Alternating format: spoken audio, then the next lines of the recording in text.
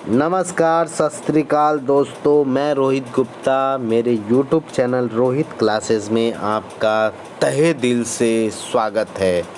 दोस्तों, आज हम आर्य कंपटीशन टाइम्स का भारतीय इतिहास का बुक जो है वह श्री गणेश करने जा रहे हैं। दोस्तों, जैसे कि आप लोगों का सहयोग था, हम लोगों ने यूट्यूब पर मध्यकालीन भारत का इतिहास जो कि सौरभ चौबे की पुस्तक से थी, उसको बहुत ही कम टाइम में कंप्लीट कर लिए हैं, आप लोगों के केवल सहयोग के कारण। थैंक यू सो मच दोस्तों। जिन लोगों ने भी मेरे पिछले क्लासेस को देखा है और मेरे साथ बने रहे, उनके लिए बहुत बहुत धन्यवाद दोस्तों। और आज जो है हम लोग आर्य कंपटीशन टाइम्स की बुक स्टार्ट करेंगे जो कि भारतीय इतिहास है। दोस्तों, आप सभी लोगों से अनुरोध है, जितने भी यूजीसी नेट वाले बच्चे हैं, आप सभी लोगों से अनुरोध है कि आप सभी लोग जो है कम से कम टाइम में अगर अपनी हिस्ट्री के रिवीजन के लिए बुक सेलेक्ट करना चाहते हैं तो आर्य कंपटीशन टाइम्स का बुक बहुत ही परफेक्ट है, क्योंकि इसमें जो है वो सारे फैक्ट्स दिए गए हैं। ठीक है दोस्तों, तो प्लीज़ मैं आप सभी को रिकमेंड करूँगा कि आप लोग ज़रूर इस बुक को पढ़िए दोस्तों। ठीक है, हालांकि कोई भी बुक पर्याप्त नहीं होता है किसी भी एग्ज़ाम के लिए। कोई एक बुक पढ़ के कोई जो है कोई एग्ज़ाम क्रैक नहीं कर लेता है, वो सबको पता है। बट अपने रिवीजन को कम से कम टाइम में अगर आपको पूरा करना है तो आप पढ़ सकते हैं दोस्तों। ठीक है, क्योंकि पढ़े तो आप बहुत बुक होंगे, तो आप लोग इसे भी देखना ना भूलें प्लीज़। अगर आप लोग के पास टाइम होगा, दिन में अगर 1 या 2 घंटा भी होगा, अगर आप घर से बाहर हैं तो प्लीज़ आप इसको यूट्यूब के द्वारा आप हालांकि ये ऑडियो बुक रहेगा, तो प्लीज़ आप लोग ऑडियो बुक रहेगा तो आप सुन भी सकते हैं कहानी की तरह। आप कुछ ना कुछ तो आप लोग सीख लेंगे। तो इसलिए जो है अगर आप लोग के पास खाली टाइम रहेगा, आप लोगों को इधर उधर जो आप लोग पढ़ाई से बोर हो जाते हैं तो आप लोग इधर उधर करते हैं, तो प्लीज़ उन लोगों से, उन चीज़ों से बचने के लिए आप कम से कम इस वीडियो को देखेंगे। अगर इस वीडियो को देखेंगे तो कुछ सीखेंगे। तो प्लीज़ आप सभी लोगों से अनुरोध है कि प्लीज़ चैनल को सब्सक्राइब करके बेल आइकन प्रेस कर दीजिए, जितने भी नए लोग देख रहे हैं। और वीडियो को लाइक करना कोई भी नहीं भूलेगा दोस्तों। लाइक करेंगे तो हमें भी एनर्जेटिक फील होगा, और हम भी अगर लाइक देखेंगे अगर हम, तो हम भी अंदर से खुश होंगे ना, हाँ कुछ लोग देख रहे हैं, चलिए कुछ का तो भला हो रहा है। ठीक है, और चाहे तो आप लोग बुक परचेस करके भी पढ़ सकते हैं। ठीक है, अगर आप लोगों के पास एबल हैं तो आप कर सकते हैं दोस्तों। ठीक है, हालांकि ये यूजीसी नेट पर्पस के लिए ही है, और यहाँ पे प्रोफेसर वगैरह जो थे उन्होंने ही बुक बनाया है, तो अच्छा ही होगा। चलिए, इसमें टॉपिक वाइज अच्छा दिया है दोस्तों। आज हम लोग जो है प्राचीन भारत का इतिहास स्टार्ट करने वाले हैं। पहला प्रागैतिहासिक काल, ठीक है, इसी को हम लोग पढ़ेंगे। चलिए आइए देखते हैं दोस्तों। और एक बात है दोस्तों, और आप लोग को अगर लगेगा कि वीडियो में मैं बहुत स्लो बोल रहा हूं, तो प्लीज़ आप सभी लोगों को वीडियो स्टार्ट होने से पहले ही अनुरोध है कि आप सभी लोग के यूट्यूब में एक सेटिंग दिया होता है जिससे आप जो है किसी भी ट्यूटर का वॉइस जो है वो बढ़ा सकते हैं। तो प्लीज़ आप लोग वॉइस पहले ही इंक्रीज़ कर लीजिएगा, क्योंकि मैं धीरे बोलूँगा ही, क्योंकि इसमें कुछ ऐसे वर्ड्स आते हैं, इतने डिफ़िकल्ट वर्ड हैं कि उन्हें जो है हिंदी में दिया गया है, तो भाई उन्हें पढ़ने में थोड़ा दिक्कत होता है। हमें क्या, सबको होता है। ठीक है, तो प्लीज़ आप लोग कोऑपरेट करिएगा, और कोई बात नहीं है, आप लोग बढ़ा लीजिएगा वॉइस। ठीक है, आप लोगों को सही होता है। चलिए इसे बड़ा कर लेते हैं। हमारा पहला पॉइंट है प्रागैतिहासिक काल।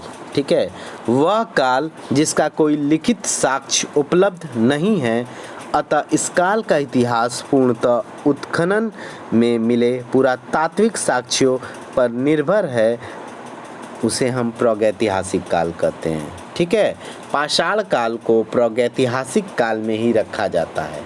ठीक है दोस्तों, आगे मेरा सेकंड पॉइंट है आद ऐतिहासिक काल। इस काल की लिखित लिपि तो है, पर या तो उसे पढ़ने में सफलता नहीं मिली है या उसकी प्रामाणिकता संदिग्ध है। हड़प्पा और वैदिक संस्कृति की गणना आदि ऐतिहासिक काल में की जाती है। ठीक है, नंबर तीसरा पॉइंट है ऐतिहासिक काल। इस काल का इतिहास लिखित साधनों पर निर्भर करता है। इसके पुरातात्विक एवं साहित्यिक विवरण उपलब्ध हैं तथा लिपि पढ़ने में सफलता भी मिली है। ईसा पूर्व 6ठी शताब्दी से ऐतिहासिक काल प्रारंभ होता है। ठीक है, आगे हम देखेंगे सेनोजोइक महाकल्प, जिसे हम सेनोजोइक ईरा इंग्लिश में बोलते हैं। ठीक है, ऊपर कर लेते हैं। चलिए स्टार्ट करते हैं। सेनोजोइक काल में स्तनपायी और स्तनधारी उत्पन्न हुए हैं। ठीक है, पहला पेलियोसीन जो है वो 8 करोड़ वर्ष पहले उत्पन्न हुआ। ठीक है, नंबर 2 इयोसीन 6 करोड़ वर्ष पहले उत्पन्न हुआ। नंबर 3 ओलिगोसीन जो है वह 3 करोड़ 50 लाख वर्ष पहले उत्पन्न हुआ है। नंबर 4 मायोसीन जो है 2 करोड़ 50 लाख वर्ष पहले उत्पन्न हुआ। नंबर 5 नंबर 5 जो है वो प्लायोसीन 1 करोड़ 20 लाख वर्ष पहले उत्पन्न हुआ। ठीक है, नंबर 6 पॉइंट देखते हैं, ऊपर कर लेते हैं थोड़ा। नंबर 6 है प्लेस्टोसीन। प्लेस्टोसीन जो है वो 30 लाख वर्ष पहले उत्पन्न हुआ। इसे नियोजोइक भी कहा जाता है। ठीक है, आगे है नंबर 7 होलोसीन जो है वह 10,000 वर्ष पहले उत्पन्न हुआ। आगे इसके बारे में क्या है ये देखते हैं। समस्त लिखित इतिहास जो है होलोसीन युग का ही है। ठीक है, याद रखिएगा, जो समस्त लिखित इतिहास है वो होलोसीन युग का है। आगे देखते हैं, लगभग 360 लाख वर्ष पहले प्राइमेट प्रजाति उत्पन्न हुई थी। नेक्स्ट पॉइंट, लगभग 240 लाख वर्ष पहले होमिनाइड प्रजाति जो है वह विकसित हुई है। होमिनाइड का जो विकास प्राइमेट से ही हुआ है। ठीक है, याद रखिएगा, पहले प्राइमेट फिर उसके बाद होमिनाइड। आगे देखते हैं दोस्तों, होमिनाइड में वानर शामिल थे। ठीक है, लगभग 56 लाख वर्ष पहले होमिनिड प्रजाति विकसित हुई थी। अब हम दोस्तों देखेंगे होमिनिडो की विशेषता।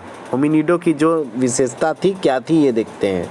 नंबर 1 है दोस्तों, ये सीधे खड़े होकर चलते थे तथा इनके मस्तिष्क का जो आकार था वह बड़ा था। नंबर 2, ये अपने हाथों से औजार बना सकते थे। ठीक है, ये अपने हाथों से क्या औजार बना सकते थे। ठीक है, आगे देखते हैं हम इसका नेक्स्ट पॉइंट है हमारा नंबर 3, होमिनिडो का उद्भव अफ्रीका में हुआ। ठीक है दोस्तों, थोड़ा बड़ा करने से थोड़ा धुंधला है, लेकिन कोई नहीं, आप लोगों को वर्ड्स जो है स्पष्ट दिख जाएगा। ठीक है, आप लोग यूट्यूब के सेटिंग में अपने उसको बढ़ा लीजिएगा। ठीक है, आगे है होमिनिडो का उद्भव जो है अफ्रीका में हुआ था। नंबर 4, सबसे प्राचीन होमिनिड जीवाश्म ऑस्ट्रेलोपिथेकस का है।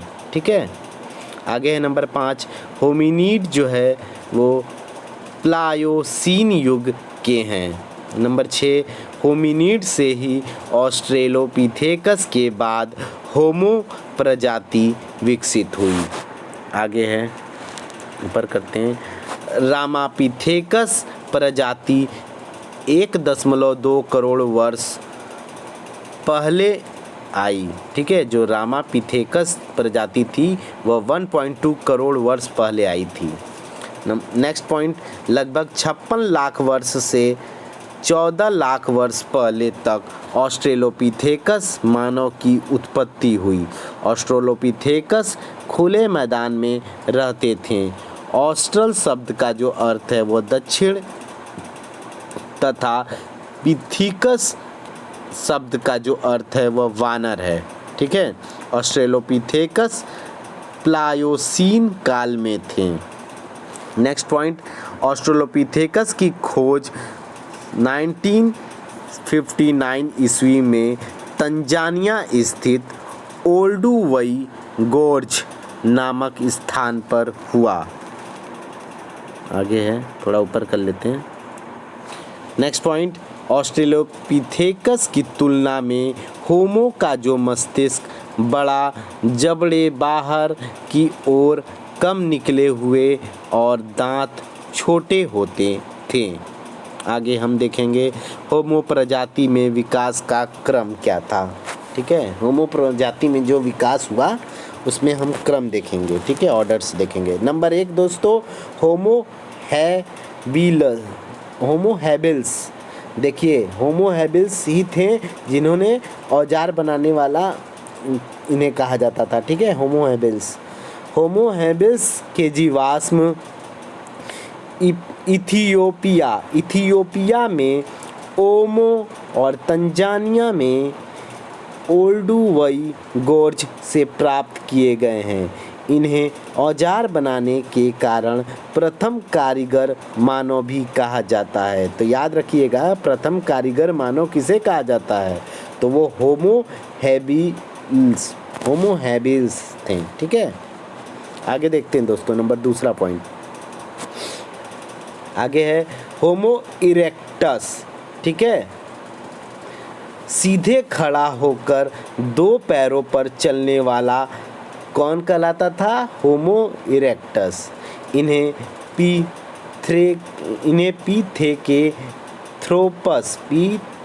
पीथेकेंथ्रोपस या इरेक्टस मानव कहा जाता है। यह प्रजाति 2 लाख वर्ष पहले समाप्त हो गई। ठीक है, पीथेकेंथ्रोपस का अर्थ है सीधा चलने वाला कपी मानव। पीथेकेंथ्रोपस पहले मानव थे जो अफ्रीका से बाहर आए। होमो इरेक्टस के प्राचीनतम जीवाश्म अफ्रीका एवं एशिया दोनों महाद्वीपों में पाए गए हैं, यथा कुबीफोरा मोनजोकार्तो संगीरन, पश्चिमी तुर्काना, केन्या, जावा आदि हैं। ठीक है, यहाँ पाए गए हैं। ठीक है, आगे देखते हैं हम दोस्तों। इम्पोर्टेंट लाइन है, अग्नि का प्रयोग करने वाला प्रथम प्रजाति है वो होमो इरेक्टस थी। ठीक है, सबसे पहले होमो इरेक्टस ने ही अग्नि का प्रयोग किया था। ठीक है, नेक्स्ट पॉइंट है, एशिया में पाए गए जीवाश्म अफ्रीका में पाए गए जीवाश्मों की तुलना में परवर्ती काल के हैं। ठीक है, आगे है नंबर 3 होमो सैपियंस। ठीक है, जिन्हें हम प्राज्ञ या चिंतनशील मानव भी कहते हैं। ठीक है, आगे है होमो सैपियंस। दोस्तों, मैक्स आउट करने से थोड़ा दिक्कत हो रहा है। ठीक है, तो ऐसा ही कर लेंगे। अगर आप लोग हैं तो भाई ऑडियो बुक है, आप लोग थोड़ा सा केयर करके भी देख लीजिएगा। ठीक है, कोशिश करते हैं। चलिए, हमारा 3 पॉइंट था होमो सैपियंस, जिन्हें हम प्राग चिंतनशील मानव होमो सैपियंस को यह कहा जाता था। ठीक है, आगे है होमो सैपियंस बुद्धिमान व्यक्ति। ठीक है, ये पॉइंट है, बुद्धिमान व्यक्ति के लिए प्रयुक्त लैटिन भाषा का शब्द है। इस शब्दावली का सर्वप्रथम प्रयोग कार्ल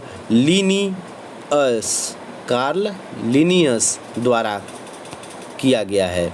ठीक है, पहला पॉइंट है होमो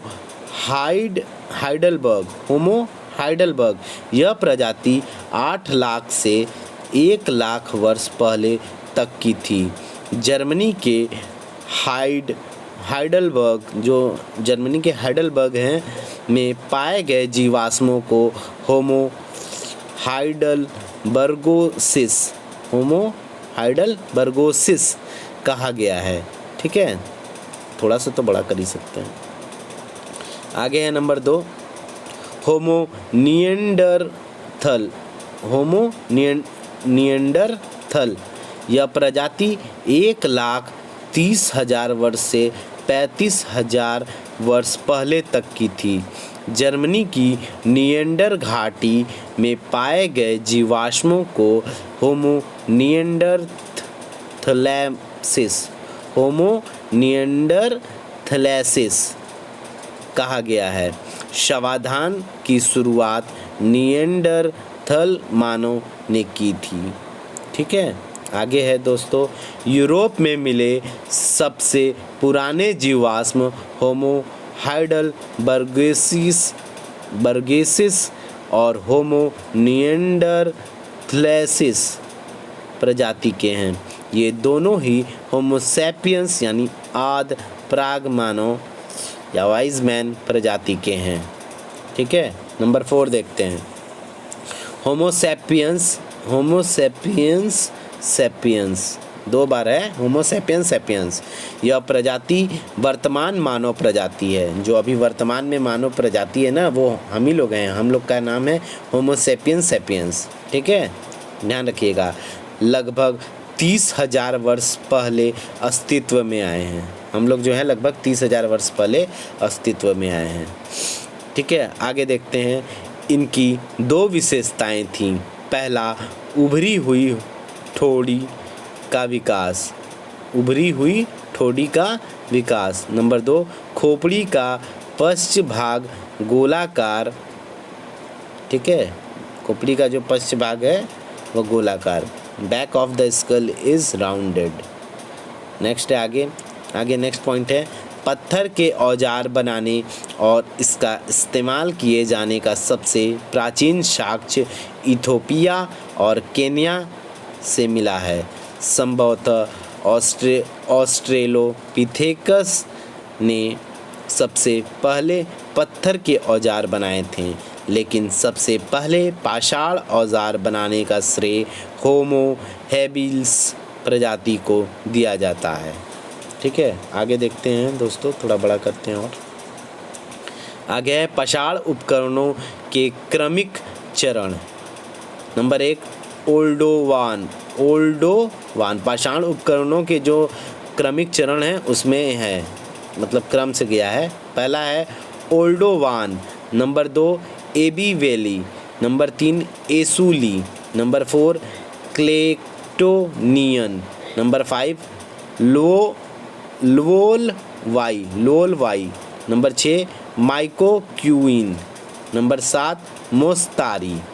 ठीक है, ये पाषाण उपकरणों के क्रमिक चरण थे। तो चलिए इनको हम डिटेल से पढ़ते हैं।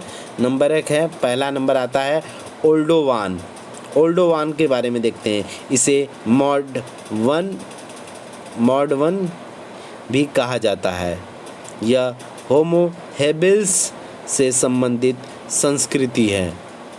इसकी खोज तंजानिया स्थित ओल्डुवाई गोर्ज से लुई लीके ने 1930 के दशक में की। इसका काल 26 लाख से 17 लाख वर्ष पहले का है। ठीक है, आगे देखते हैं नंबर 2 पॉइंट। चलिए थोड़ा इधर कर लेते हैं। हाँ, नंबर 2 है एबी वैली। क्या है? AB valley. यह यूरोप की सबसे पुरानी पाषाण औजार संस्कृति है, लेकिन यह यूरोप तक सीमित नहीं रही। इसका काल 6 लाख से 4 लाख वर्ष पहले का है। इसके हस्त कुठार लंबे चौड़े, भारी भरकम एवं बेडोल होते थे। इसे तैयार करने के लिए गहरे प्राथमिक सल्कों की केवल एक श्रृंखला उतारी जाती थी। नंबर 3 पॉइंट है एसूली या एसूलियन। इसे मॉडल 2 भी कहा जाता है। एसूलियन को जो है मॉडल 2 भी कहा जाता है। फ्रांस के सेंट एसूल से प्राप्त औजारों के आधार पर इसका नाम एसूली रखा गया। एसूली पाषाण औजार संस्कृति होमो इरेक्टस से संबंधित है। इसकी विशेषता अंडाकार और नाशपाती के आकार का हस्त कुठार है। इसका काल जो है 17.6 लाख से 1.6 लाख वर्ष पहले का है, अर्थात निम्न पूरा पाषाण काल का है। आगे, यह हस्त कुठार काफ़ी छोटे एवं सुडौल होते थे। इन्हें तैयार करने में अनेक बार द्वितीयक सल्क उतारे जाते थे तथा किनारों का व्यापक परिष्कार किया जाता था। ठीक है, चलिए ऊपर आगे देखते हैं। नेक्स्ट पॉइंट, भारत में एस्यूलियन संस्कृति के उपकरण सर्वप्रथम मद्रास के समीप अतिरम्पक्कम ठीक है, अतिरम्पक्कम से प्राप्त हुए, इसलिए इसे मद्रास संस्कृति भी कहा जाता है। ठीक, आगे है, मद्रास संस्कृति नाम कृष्णा स्वामी ने दिया है। नंबर 4 पॉइंट देखते हैं दोस्तों,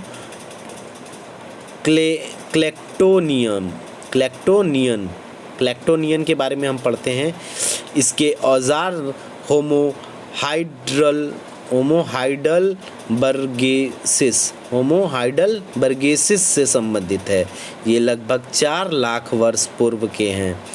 क्लेक्टोनियन संस्कृति संभवतः एसूली संस्कृति के साथ साथ कुछ समय तक पनपती रही। नंबर 5 पॉइंट देखते हैं,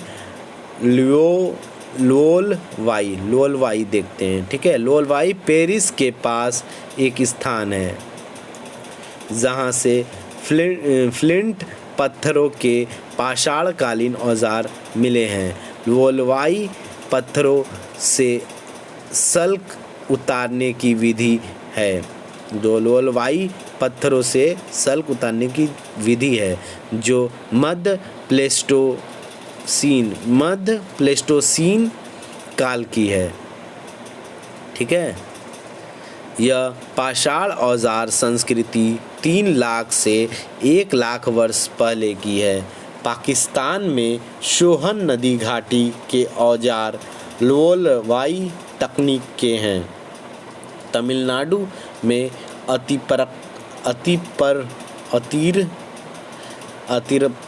अतिरम्पक्कम, थोड़ा सा टफ नेम है, तमिलनाडु में है भाई, उसी की लैंग्वेज में नाम है अतिरम्पक्कम। ठीक है, ये सही है, अतिरम्पक्कम। एवं महाराष्ट्र में नेवासा से भी इस तरह के औजार मिले हैं। ठीक है दोस्तों, जो भी त्रुटि अगर हो रहा है तो प्लीज़ उसके लिए हमें क्षमा करिएगा, क्योंकि अगर आप लोग भी लाइव वीडियो में अगर ऐसे बनाते समय जो है, हालांकि हम वीडियो को एडिट करते हैं नहीं, और अगर आप लोग लाइव क्लासेस बनाएंगे तो आप लोग भी समझ सकते हैं मेरे दुख दर्द को, कि कभी कभी आता हुआ वर्ड भी जो है दोस्तों गलत हो जाता है। ठीक है, तो प्लीज़ उसके लिए माइंड मत करिएगा। ठीक है, अगर आपको लगेगा तो आप लोग एक बार कोशिश करके देख लीजिएगा, आप लोगों को खुद एहसास होगा कि हाँ कितना टफ है। ठीक है, नंबर 6 है माइकोक्यूइन। इस पाषाण औजार संस्कृति की खोज फ्रांस के ला माइको स्थल से हुई। इसका समय 1,30,000 वर्ष से 60,000 वर्ष पहले का है। इसकी खोज ऑटो हॉसर ने की थी। ठीक है, नंबर 7वां देखते हैं अब, मोस्तारी। ये निएंडरथल मानव के पाषाण औजार की संस्कृति है जो 1,60,000 वर्ष से 40,000 वर्ष पहले की है। यह मध्य पूरा पाषाण काल का समय है। ठीक है, इसी के अंतर्गत देखते हैं, डेनमार्क के विद्वान C.J. थॉमस ने कोपेनहेगन संग्रहालय की सामग्री के आधार पर 1836 ईस्वी में मानव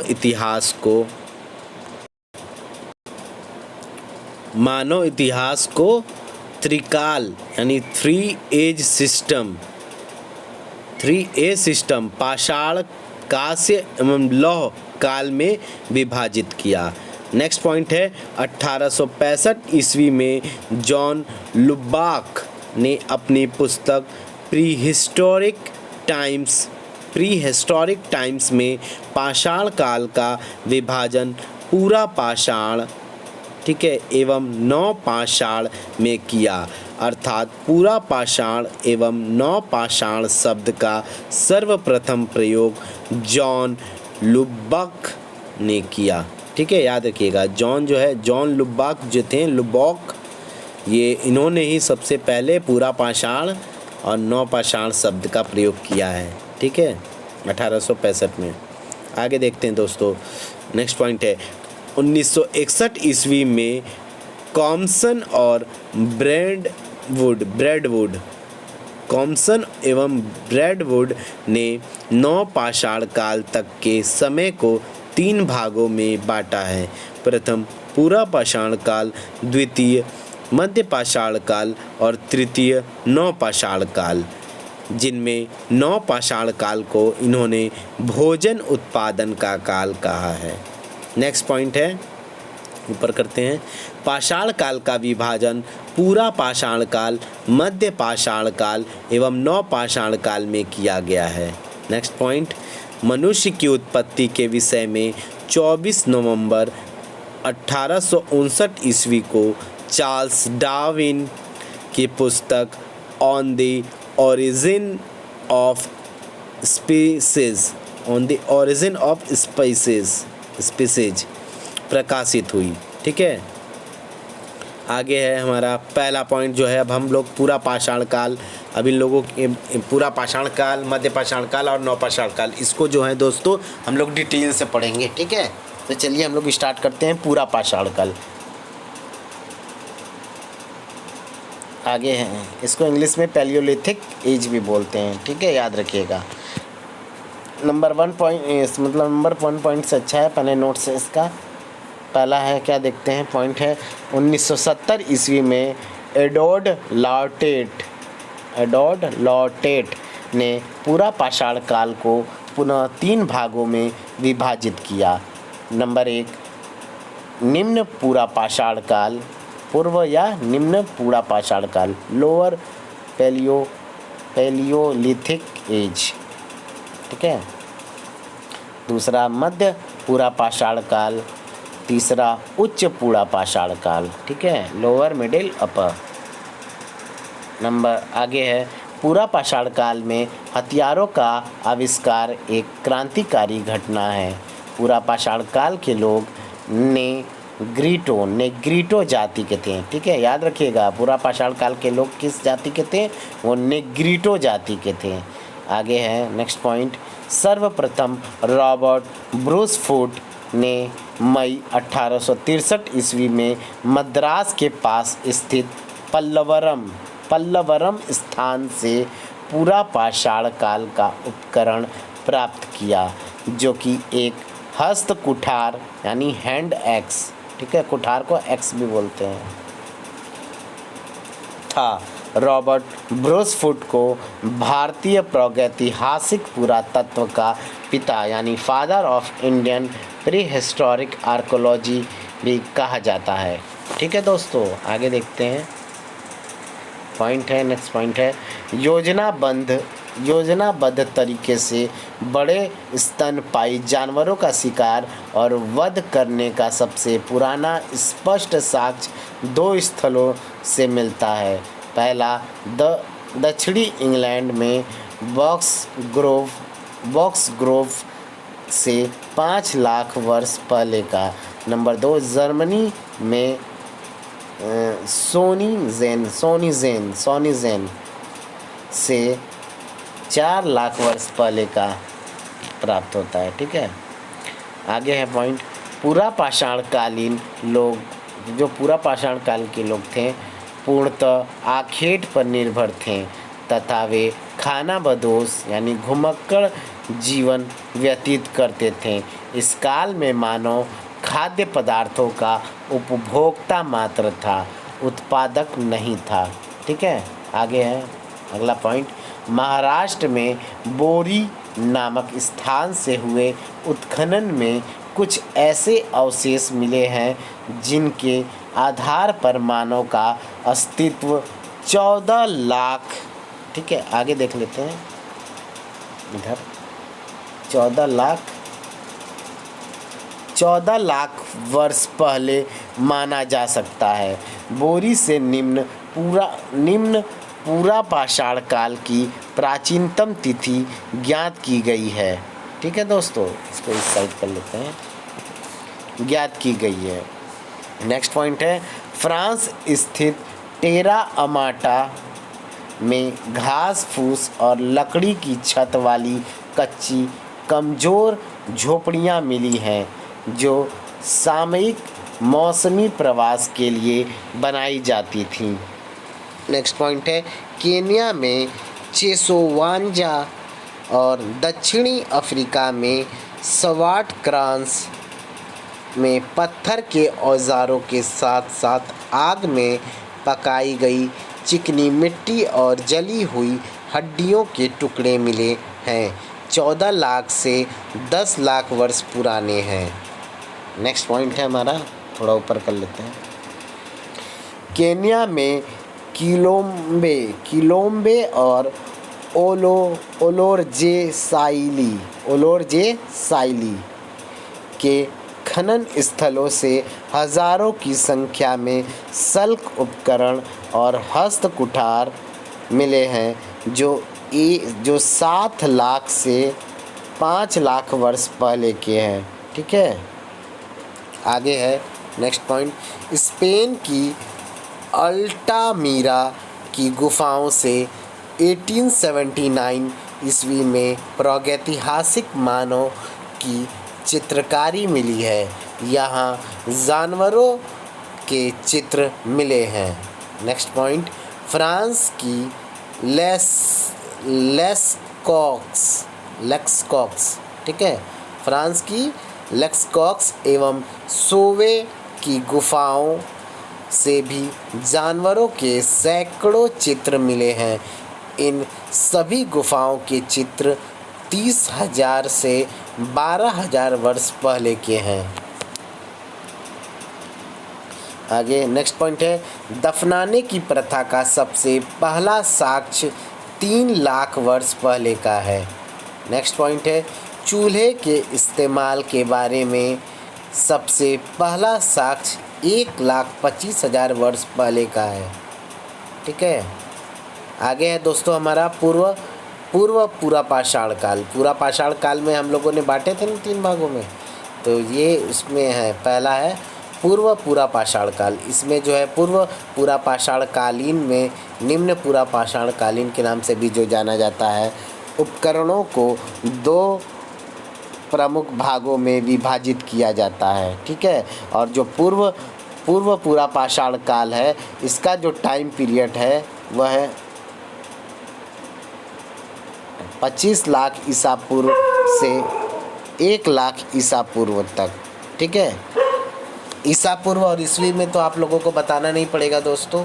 ठीक है, अगर जिन लोगों को ईसा पूर्व और ईस्वी में कोई भी प्रॉब्लम होगा तो प्लीज़ वो मेरे वीडियो के कमेंट बॉक्स में कमेंट कर देगा, मैं ज़रूर उसे बता दूंगा। ठीक है दोस्तों, तो चलिए आगे बढ़ते हैं। हमारा पहला पॉइंट है चॉपिंग पेबुल संस्कृति, चॉपिंग पेबुल कल्चर।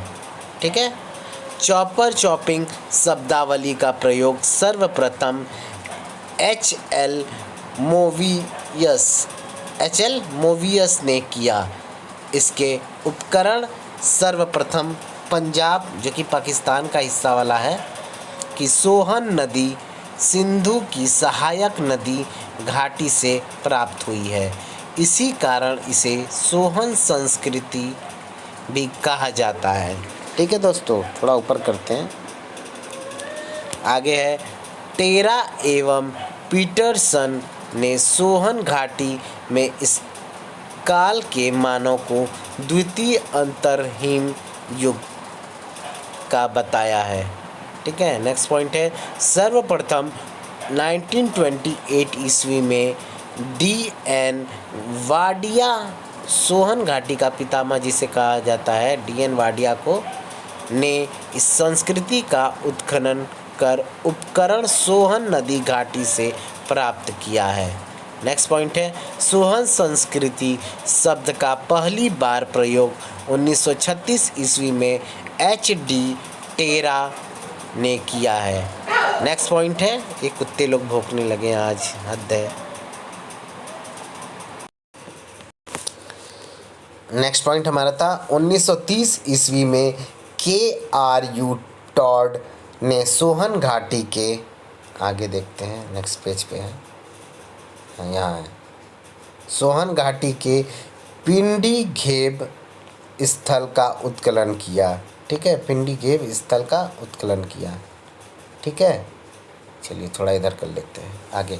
नेक्स्ट पॉइंट है 1935 ईस्वी में एच डी टेरा और टी टी पैटरसन के नेतृत्व में येल कैम्ब्रिज अभियान दल ने शिवालिक पहाड़ियों के पोतवार पठारी भाग का सर्वेक्षण कर पाषाणकालीन संस्कृति के साक्ष्य प्राप्त किए हैं। ठीक है, आगे है, बड़ा करना पड़ेगा थोड़ा, साक्ष्य प्राप्त किए हैं। आगे है एच डी सांकलिया ने सोहन घाटी में मानव आवास के साक्ष्य एवं हस्त कुठार प्राप्त किए। आगे नेक्स्ट पॉइंट है सोहन नदी घाटी में कुल 5 वेदिकाएं मिली है। नंबर दो में है हस्त कुठार संस्कृति, हैंड एक्स कल्चर।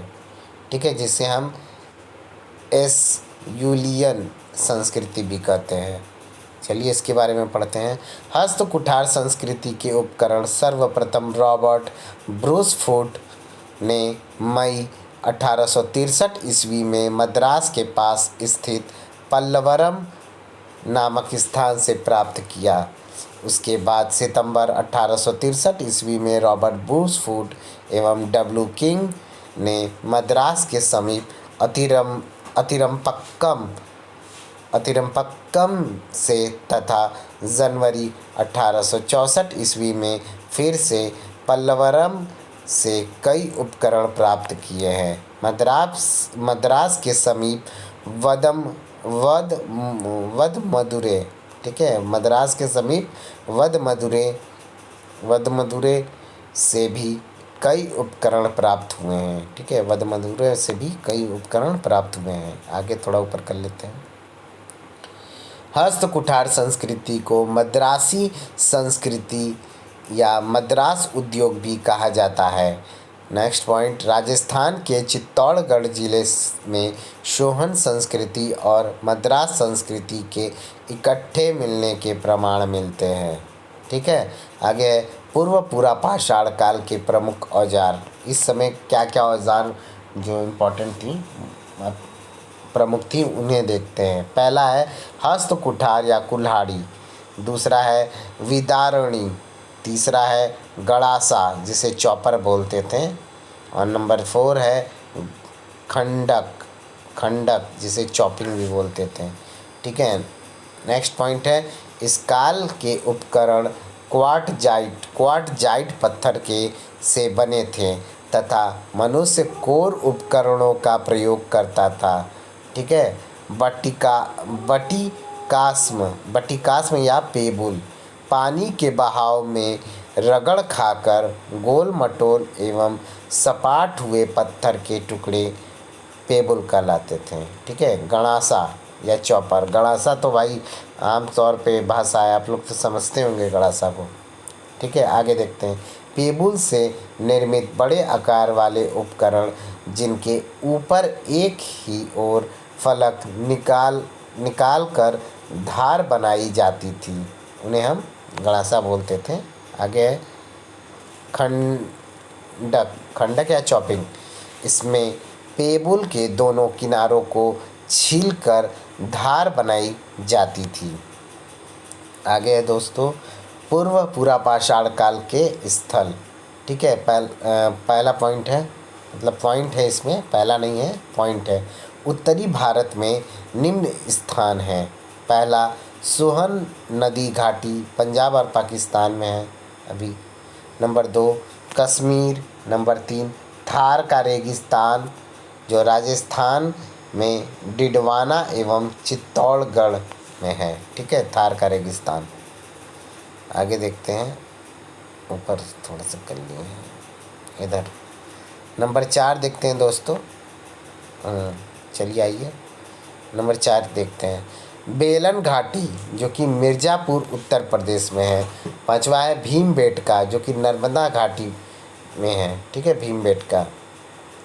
आगे है, आगे का पॉइंट पराग सोहन उपकरण पराग पराग सोहन उपकरण सोहन घाटी में मलकपुर, चौनतरा, कलार, चौमुख आदि स्थानों से मिले हैं। ठीक है, अगला पॉइंट है चौतरा का समय तृतीय अंतरहीन युग माना गया है। ठीक है, तृतीय अंतरहीन युग माना गया है, जिसे हम थर्ड इंटरग्रेसिकल एज भी बोल सकते हैं। चौतरा उत्तर व दक्षिण की परंपराओं का मिलन स्थल था। यहाँ के उपकरणों में प्राक सोहन के फलक, सोहन परंपरा के पेबुल एवं फलक तथा मद्रास परंपरा के हस्त कुठार सभी मिलते हैं। नेक्स्ट पॉइंट है दक्षिण भारतीय राज्य तमिलनाडु में कोट लेयार नदी घाटी से पूरा पाषाण काल के स्थान मिले हैं। ठीक है, आगे देखते हैं, कुछ कोटेशन में दिया है प्राग इतिहास की प्राप्तियाँ। प्राग इतिहास की प्राप्तियाँ कहाँ से क्या हुई है ये देखते हैं। पहला है भीमबेटका से होमोसेपियंस मानव की गुफा, प्रथम मानव गुफा चित्रकला का उदाहरण मिला है। निवासा देखते हैं, निवासा रोमन अरेटाइन शैली के बर्तन पटसन का साक्ष्य जो है वो निवासा से मिला है। हालांकि जो गलती होता है दोस्तों, सोचता हूँ उसी समय ऑन द स्पॉट सुधार दूँ। ठीक है, चलिए, उसके लिए खेद है, क्षमा करिएगा। अतरंजी खेड़ा से क्या मिला है? लोहे की भट्टियाँ व सर्वाधिक लोहे के औजार प्राप्त हुए हैं। नेक्स्ट है इनाम गांव से हमें मातृ देवी की प्रतिमा, विविध शिल्पों के प्रचलन के प्रमाण मिले हैं।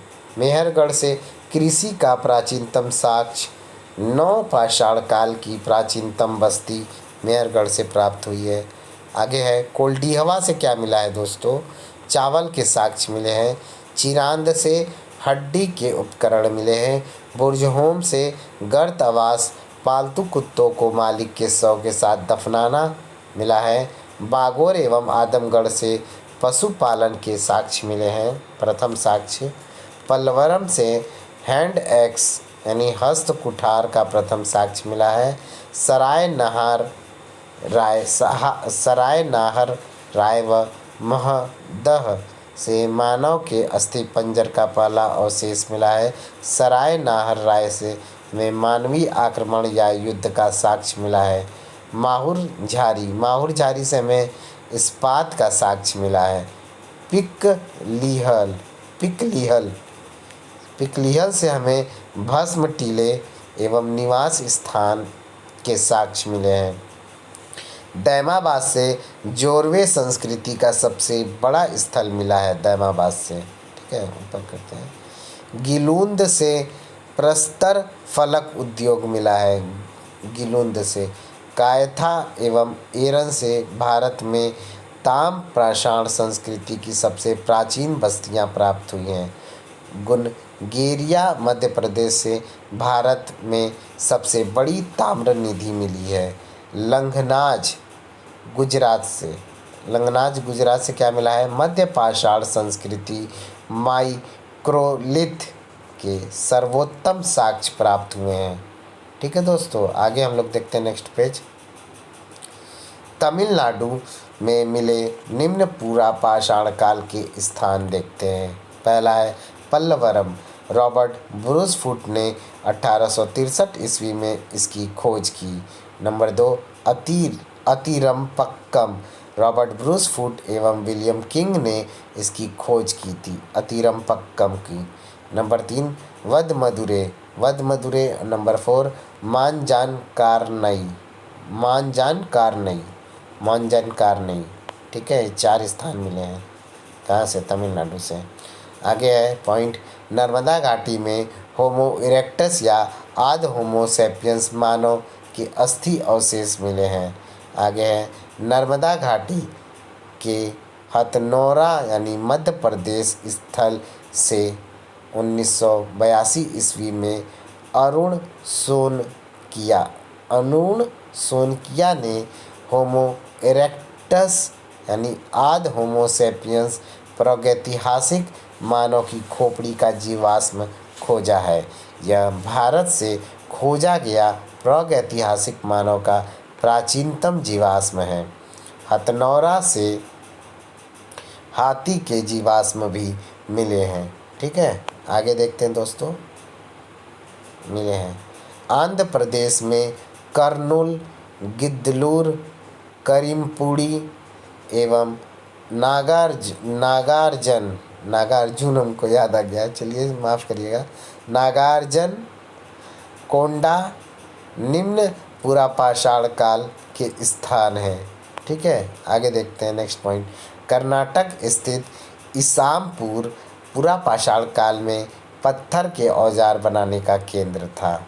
Next point. मध्य प्रदेश के सीधी जिले में सोन नदी घाटी में सिहावल से निम्न पुरापाषाण कालीन उपकरण मिले हैं।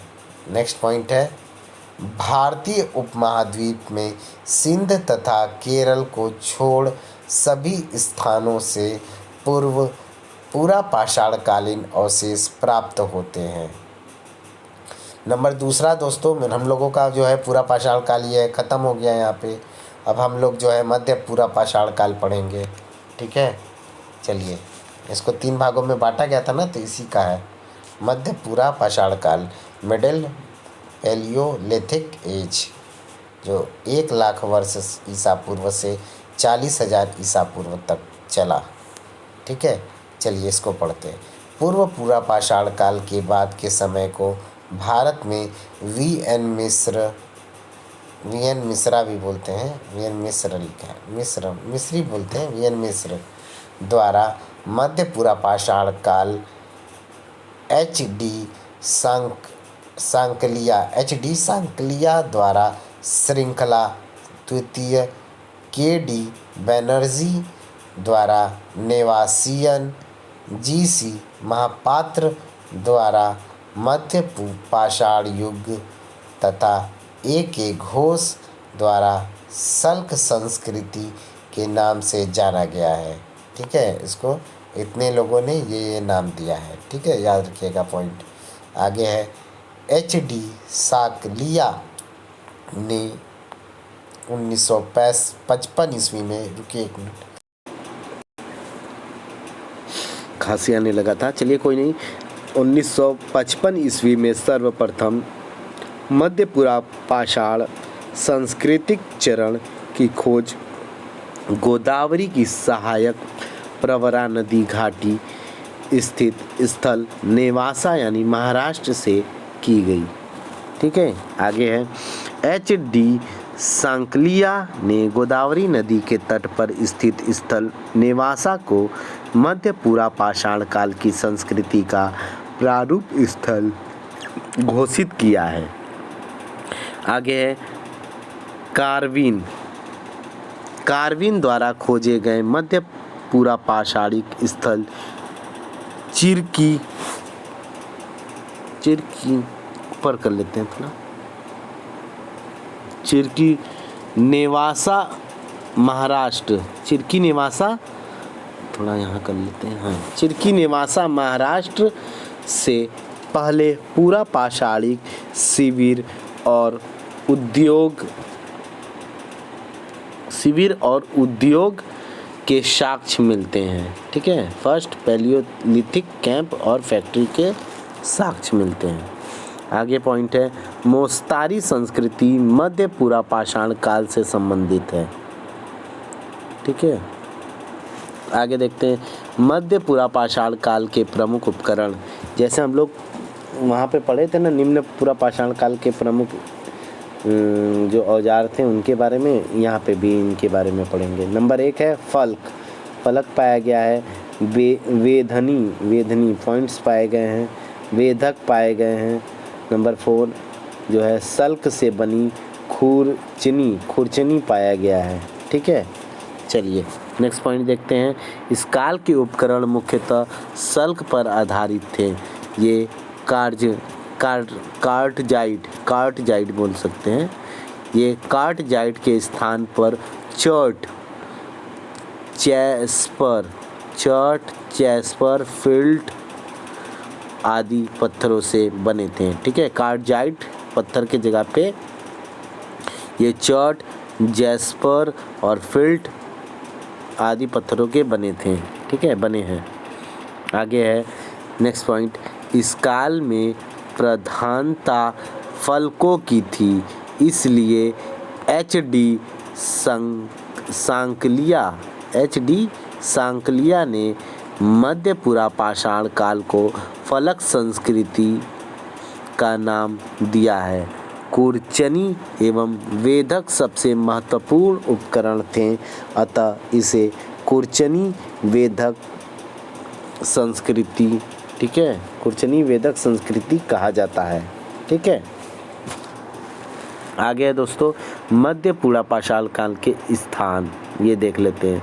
पहला है महाराष्ट्र में नेवासा, बिहार में सिंहभूमि तथा पलामू, उत्तर प्रदेश में चकियाँ, वाराणसी, सिंगरौली बेसिन, मिर्ज़ापुर, जो सिंगरौली बेसिन है उसे मिर्ज़ापुर के अंतर्गत था, वाराणसी के अंतर्गत चकियाँ था और बेलन घाटी था।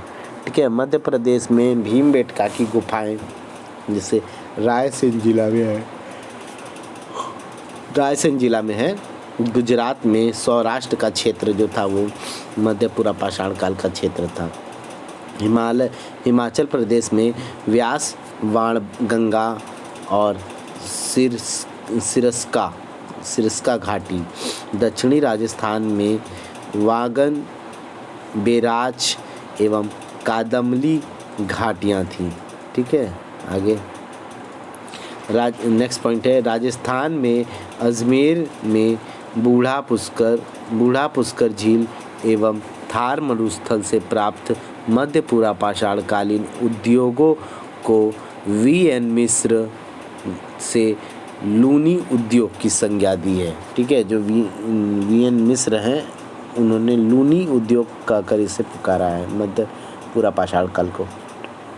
आगे है संघावी गुफा, पूरा स्थल मध्य पुरापाषाण से संबंधित है। ठीक है, तीसरा पॉइंट दोस्तों हमारा निम्न पुरापाषाण काल, मध्य पुरापाषाण काल और उच्च पुरापाषाण काल। ठीक है, इसे हम अपर पैलियोलिथिक एज भी कहते हैं। ये 40,000 ईसा पूर्व से 10,000 ईसा पूर्व तक था। ठीक है, चलिए पहला पॉइंट देखते हैं। इसमें उच्च यानी उत्तर पुरापाषाण काल के औजार फलक पर आधारित थे। यह फलक एवं दक्षिणी संस्कृति, ठीक है, दक्षिणी संस्कृति कहलाती थी। इसे चाकू संस्कृति भी कहा जाता है। अगला पॉइंट है फलक ब्लेड की उपकरणों के निर्माण में चर्ट, जैस्पर, फिल्ट आदि बहुमूल्य पत्थरों का उपयोग किया गया है। उच्च पुरापाषाण काल के स्थल झारखंड, जिसे हम सिंहभूमि, मध्य प्रदेश, जोगदाहा,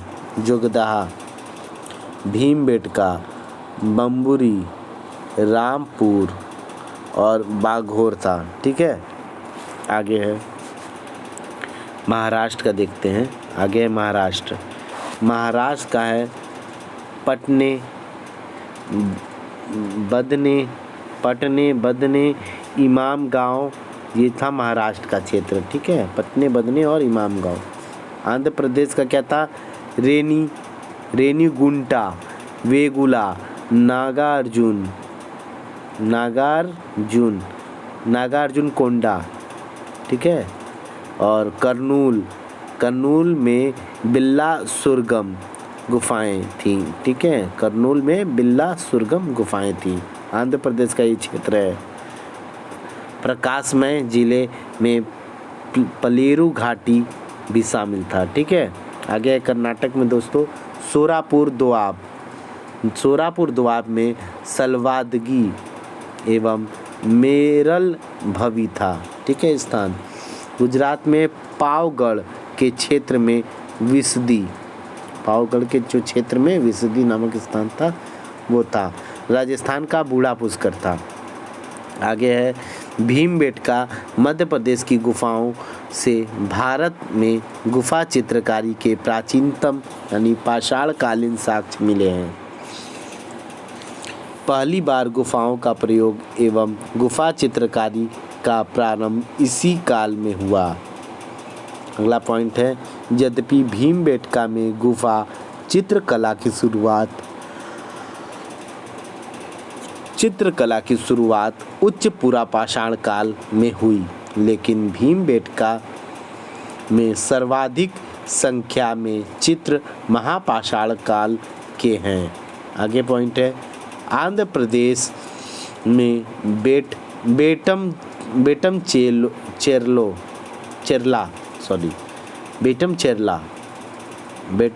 चेरला के पास स्थित स्थल मुछत्तला चिंतामणि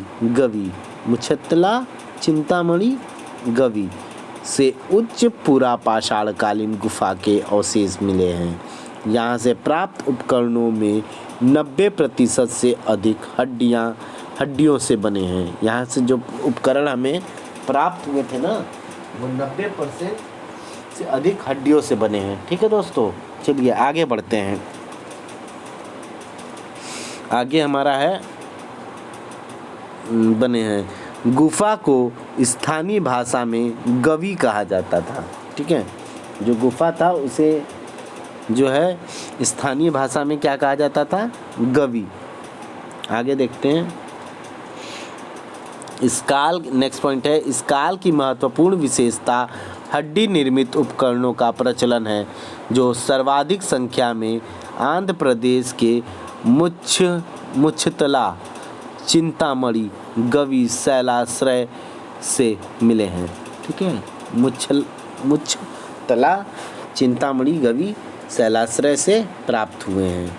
नेक्स्ट पॉइंट है उच्च पुरापाषाण काल की हड्डी निर्मित मातृ देवी की प्रतिमा।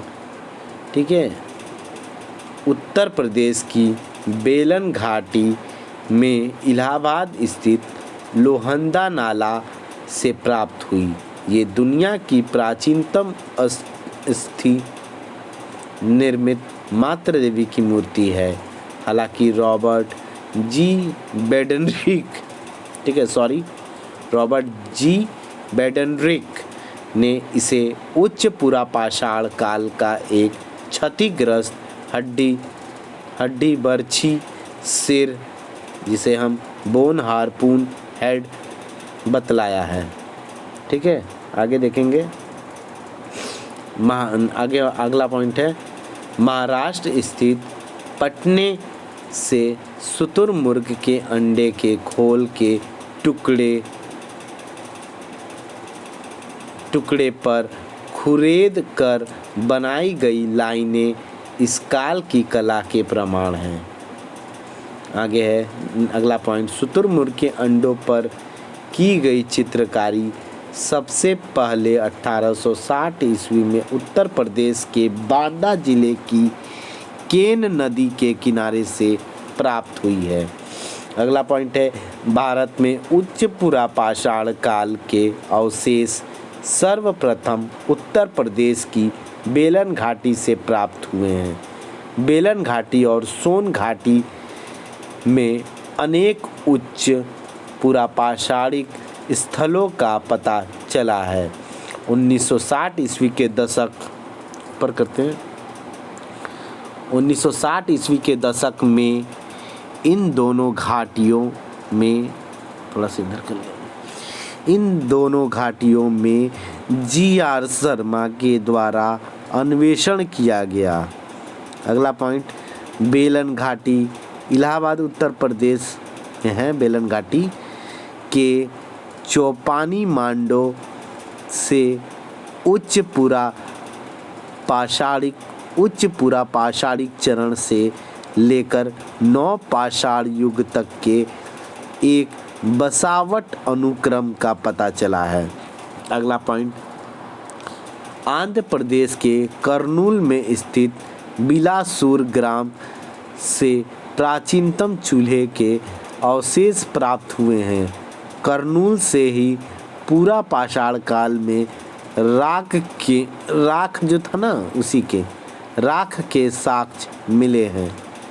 अगला पॉइंट है मैगडेलिनियन, ठीक है, मैगडेलिनियन कल्चर। मैगडेलिनियन संस्कृति को उच्च पुरापाषाण काल की अंतिम संस्कृति कहा जाता है। मूलतः पश्चिमी यूरोप की इस संस्कृति का नामकरण फ्रांस की वेजेरे घाटी में स्थित ला मेडेलियन नामक स्थान या स्थल से प्राप्त शैलाश्रय यानी रॉक शेल्टर के बाद इस स्थल के नाम पर हुआ है। ठीक है, शैलाश्रय के बाद इस स्थल के नाम पर हुआ है। आगे है दोस्तों अगला पॉइंट, उच्च पुरापाषाण काल की विशेषता है। पहला, नए चकमक उद्योग की स्थापना। दूसरा, आधुनिक स्वरूप वाले मानव यानी होमो सैपियंस, जिन्हें हम प्राग मानव भी कहते थे, का उदय। दूसरा पॉइंट है मध्य पाषाण काल। ठीक है, पूरा पाषाण काल दोस्तों खत्म हो गया, उसके 3 चरण भी खत्म हो गए। अब हम पढ़ेंगे मध्य पाषाण काल, जो कि मेसोलिथिक, पैलियोलिथिक और मेसोलिथिक एज पढ़ेंगे, जो कि 9000 ईसा पूर्व से 4000 ईसा पूर्व तक था। ठीक है, चलिए आइए इसको पढ़ते हैं। मध्य पाषाण शब्द का सबसे पहले प्रयोग हॉर्डर माइकल वेस्ट्रोप भी ने किया था। ठीक है, हॉर्डर माइकल वेस्ट्रोप ने किया। मध्य पाषाण काल के उपकरणों माइक्रोलिथस की भारत में सर्वप्रथम खोज 1867 ईस्वी में C.L. कार्लाइल ने विंध्याचल यानी विंध्या रेंज क्षेत्र में की। नेक्स्ट पॉइंट है, भारत में मध्य पाषाण काल होलोसीन युग के साथ शुरू हुआ। अगला पॉइंट, सूक्ष्म पाषाण उपकरण माइक्रोलिथिक टूल्स जो है का संबंध मध्य पाषाण काल से है। प्रमुख उपकरण चेल्सेडोनी, ठीक है, प्रमुख उपकरण जो था चेल्सेडोनी से बने हैं तथा औजार बनाने की तकनीकी फ्लूटिंग कहलाती है। ठीक है, अब देखते हैं दोस्तों हम लोग मध्य पाषाण काल के महत्वपूर्ण स्थल, उनके बारे में हम लोग देखेंगे। ठीक है, आइए देखते हैं। गुजरात, लंगनाज, रतनपुर, कनेवल और लोटेश्वर, ये गुजरात में था। ठीक है, आंध्र प्रदेश में नागार्जुन कोंडा, गिद्दलूर, रेनिंगुंटा, ज्वालापुरम, ये आंध्र प्रदेश में था। कर्नाटक में बेल्लारी में संगनकल्लू, तमिलनाडु में तिनेवेली जो था वो तमिलनाडु में था, और टेरी समूह जो था वो तमिलनाडु में था। पश्चिम बंगाल में बर्धमान में बीरभानपुर जो था वो पश्चिम बंगाल में था। मध्य प्रदेश में रायसेन में भीमबेटका एवं होशंगाबाद में आदमगढ़ जो था वो था। ठीक है, आगे है उत्तर प्रदेश, मिर्ज़ापुर में मोरहाना पहाड़, बगही खोर, लेखिया, इलाहाबाद में चौपानी मांडो और महरूडीह था। ठीक है दोस्तों, आगे देखते हैं। आगे हमारा प्रतापगढ़ में देख लेते हैं क्या क्या था, बड़ा करना ही पड़ेगा। ठीक है, चलिए यहाँ से देखते हैं प्रतापगढ़ में। तो हमें क्या देखना था, प्रतापगढ़ में नाहर राय और महदहा या दमदमा था। राजस्थान में तिलवाड़ा, जिसे हम बाड़मेर भी कहते थे, और बागोर यानी भीलवाड़ा भी था। ठीक है। बिहार में पैसरा नामक जो था वो था। बागोर यानी भीलवाड़ा राजस्थान तथा आदमगढ़ होशंगाबाद मध्य प्रदेश से लगभग 5000 ईसा पूर्व के पशुपालन के साक्ष्य प्राप्त होते हैं। ठीक है। इन स्थानों से जो हमें साक्ष्य मिले हैं। आगे है जो कि पशुपालन के प्राचीनतम साक्ष्य हैं। ठीक, आगे देखते हैं, ऊपर कर लेते हैं। वी.एन. मिश्र द्वारा उत्खनित स्थल बागौर भीलवाड़ा राजस्थान कोठारी नदी के किनारे स्थित है, जो भारत में सबसे बड़ा मध्य पाषाणकालीन स्थल, ठीक है। भारतीय उपमहाद्वीप में मध्य पाषाणिक स्थलों में सबसे अधिक सांगोपांग अन्वेषण इसी स्थल का किया गया है। अगला पॉइंट, बागौर को आदिम संस्कृति का संग्रहालय तथा महासतियों का टीला भी कहा जाता है।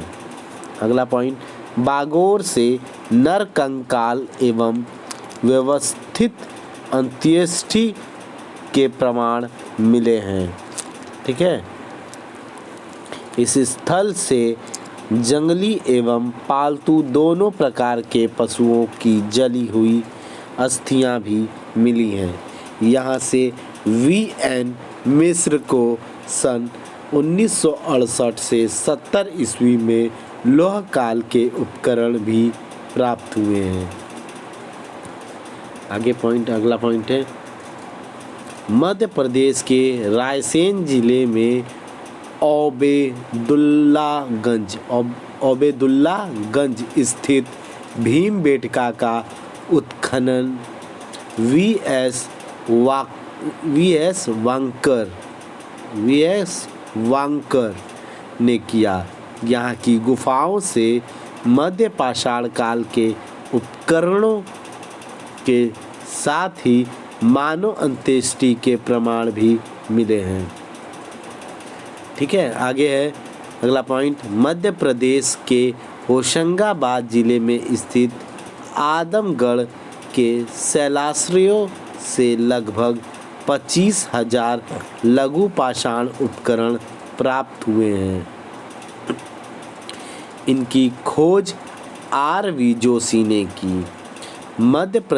अगला पॉइंट है, मध्य प्रदेश में पंचमढ़ी के निकट मध्य पाषाण युग के 2 शैलाश्रय मिले हैं, जिनका नाम जम्बू द्वीप और भांत्रनीर डोरोथी द्वीप है।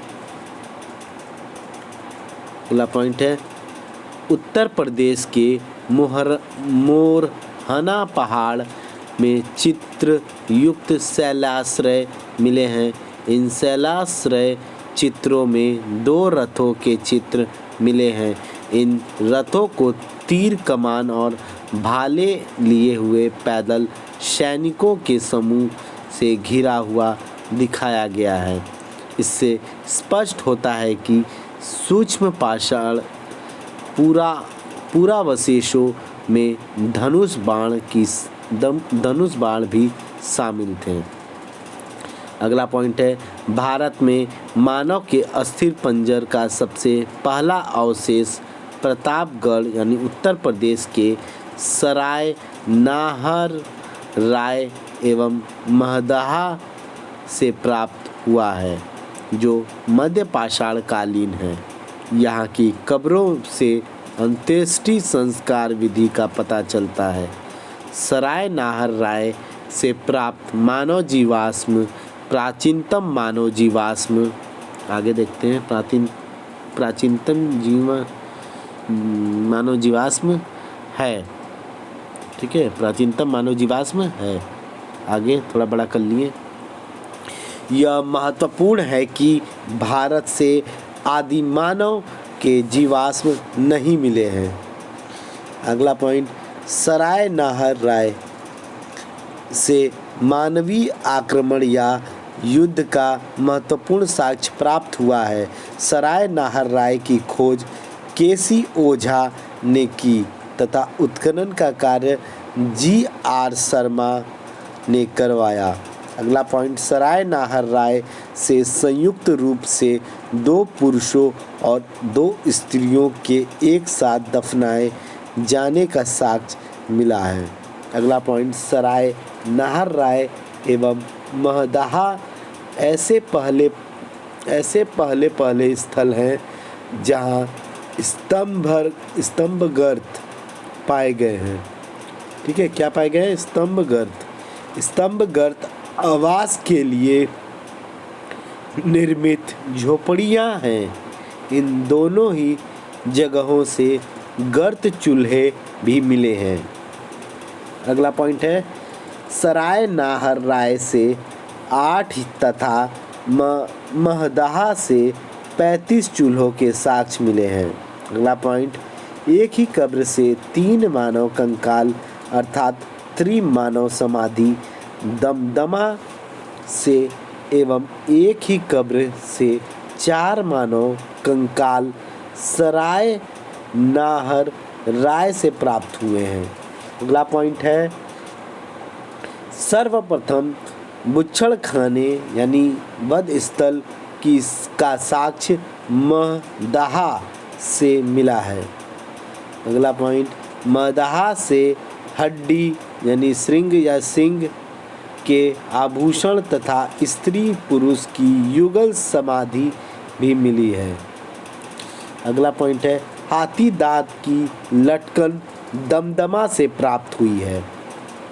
अगला पॉइंट है, दमदमा से सर्वाधिक समाधान 41 मानव समाधान जो है मिले हैं, जबकि लेखिया से सर्वाधिक मानव कंकाल मिले हैं। ठीक है दोस्तों, आगे बढ़ते हैं। प्राचीन झोपड़ियों का सर्वप्रथम साक्ष्य पैसरा से, जबकि झोपड़ी का विस्तृत साक्ष्य चौपानी मांडो से प्राप्त हुआ है। चौपानी मांडो की झोपड़ियाँ मधुमक्खी के छत्ते जैसी हैं। अगला पॉइंट, मध्य प्रदेश स्थित बारासिमला, उत्तर प्रदेश स्थित 2 स्थलों बरकछा और सिद्धपुर में बड़े बड़े कारखाने थे। बरकछा से घिसे हुए पत्थर के कुठार का ढूंढ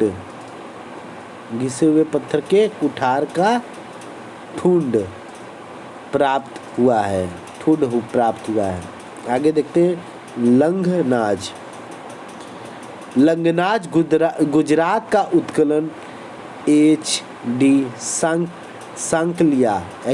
सांकलिया ने किया। लंगनाज से प्राप्त उपकरण भारत में मध्य पाषाण काल के सूक्ष्म पाषाण उपकरणों के सर्वोत्तम नमूने हैं। गैंडे की हड्डी के साक्ष्य भी यहाँ से मिले हैं। लंगनाज शुष्क क्षेत्र में खोजा गया पहला स्थल है। अगला पॉइंट है, कनेवल गुजरात में ही था। कनेवल से ऊंट, गैंडे, नीलगाय, हिरण, जंगली सुअर की हड्डियां मिली हैं। यहाँ का उत्खनन भी एच.डी. सांकलिया ने किया है। अगला पॉइंट है, लोटेश्वर गुजरात। लोटेश्वर से लगभग 4000 ईसा पूर्व के पशुपालन के साक्ष्य मिले हैं। यहाँ उत्खनन कार्य 1990 से 91 ईस्वी में हुआ था। ठीक है, अगला पॉइंट जो है दोस्तों, हाँ अगला पॉइंट ये है, तमिलनाडु से क्या मिला ये देखते हैं। हाँ, तमिलनाडु स्थित स्थल टेरी समूह या टेरी टेला की खोज रॉबर्ट ब्रूस फुट ने ही की थी। टेरी टेला का अर्थ है बालू का टीला। यहाँ ये मध्य पाषाण काल के 11 बालू के टीले तथा फिल्ट एवं चाट निर्मित अनेक उपकरण प्राप्त हुए हैं। टेरी समूह के प्रस्तर उद्योग का प्रमुख कच्चा माल स्फटिक और हल्का भूरा श्रृंग प्रस्तर है। ठीक है, स्फटिक एवं हल्का भूरा श्रृंग प्रस्तर है। ठीक है, स्फटिक एवं हल्का भूरा श्रृंग प्रस्तर है। ठीक है, 2 बार रिपीट किए हैं, आप लोग भी ध्यान दीजिएगा। अगला है कर्नाटक में बंगलोर के निकट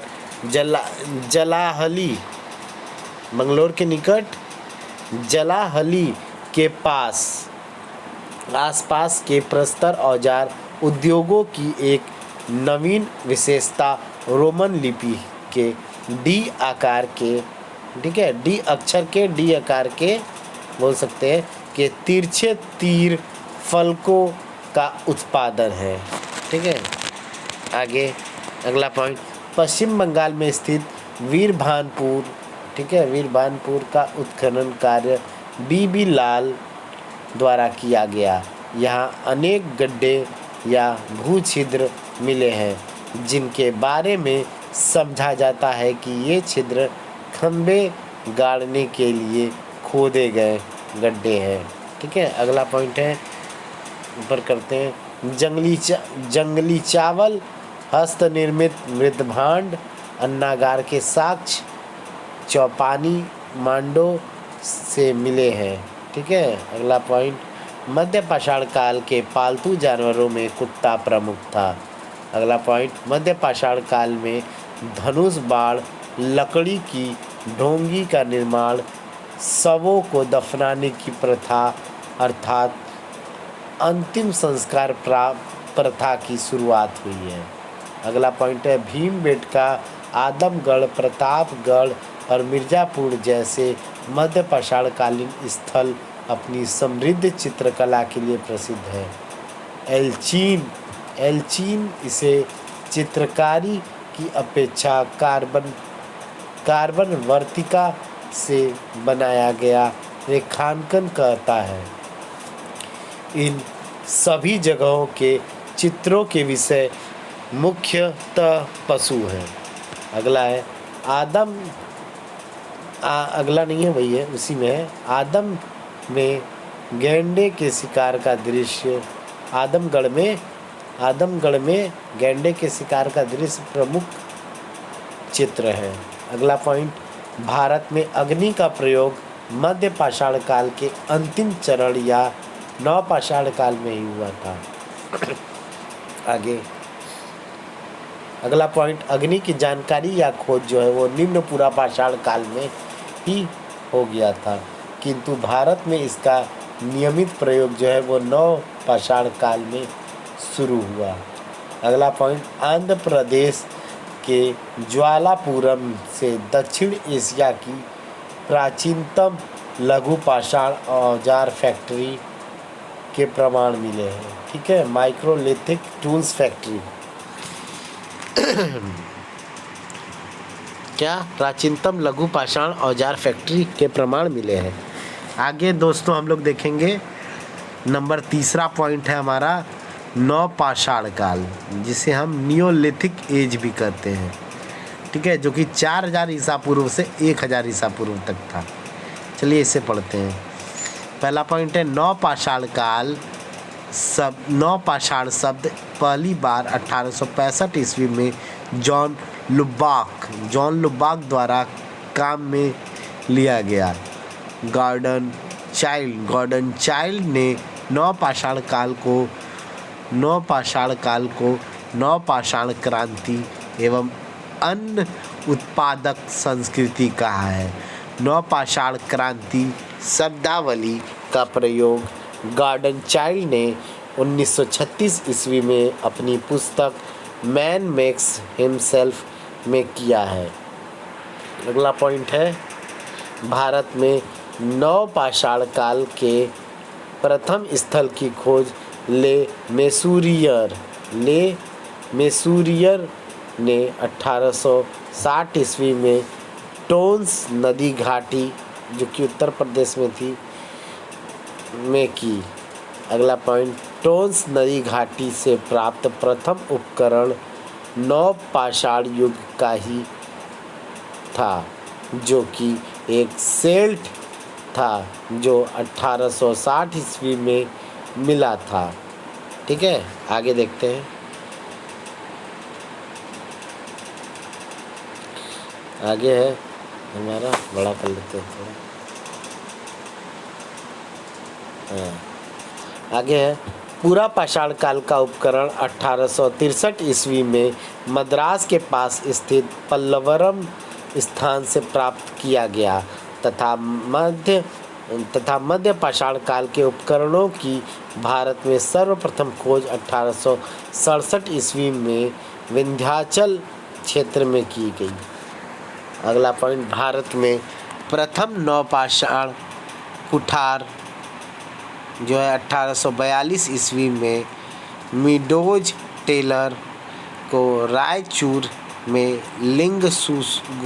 लिंगसुगुर से मिला है। ठीक है, अगला पॉइंट, 1872 ईस्वी में बेल्लारी यानी कर्नाटक में विलियम फ्रेजर ने नवपाषाणिक स्थल की खोज की। पत्थर की कुल्हाड़ी नवपाषाण काल का प्रमुख औजार है, पत्थर की कुल्हाड़ी। ठीक है, आगे देखते हैं।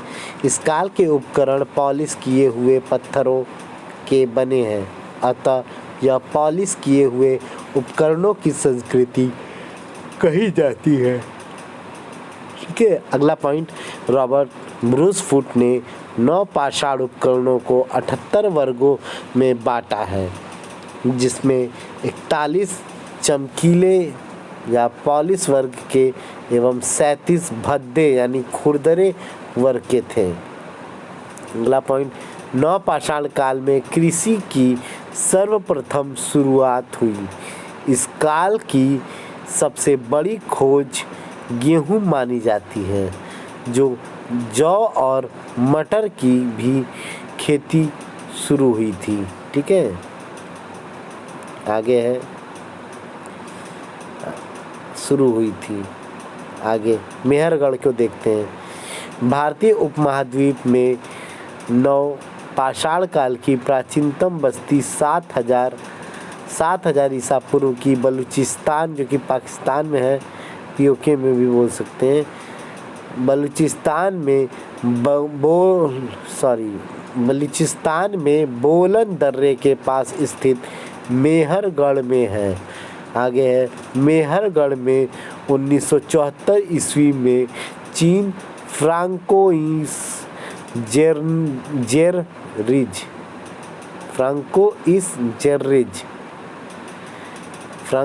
जेर्रिज के निर्देशन में खुदाई का कार्य प्रारंभ किया। जो खुदाई होता था ना, खुदाई जमीन को खोदने का काम, वो प्रारंभ हुआ।